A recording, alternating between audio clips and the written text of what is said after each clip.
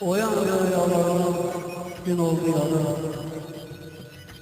Güzeldir bir boylan yolları.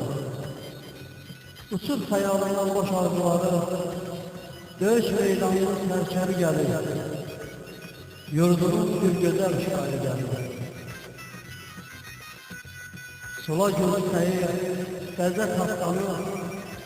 Şifreye rüzgür bir at bostanı. Döşe yol uzunu alır saltanı.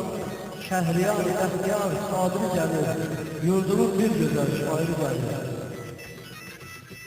Nizami Efendi, Füzuli soylu, nesli imanlı, Fethay boylu, sevimler getiren bu meşakkulu, yüzlerin, minlerin hak biri gelir, yurdunun bir güzel şairi gelir.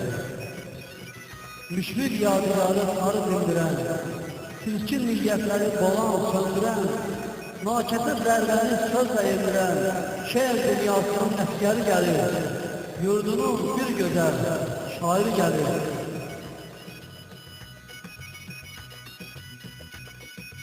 Bu senet dünyası görmüşse rengi, her yazın düşmana haberdir rengi.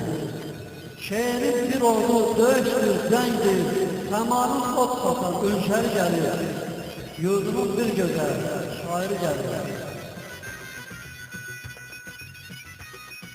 Sıktıkça eline yüzü ellerin, bakmıştım boynuna düşüncelerin, yakını uzanı bütün ellerin, könüller bezeyen hisleri gelir, yurdunun bir güzel şairi gelir. Arzum kim olmayıp dönse de küre, adım sabir olur, heles merhaba.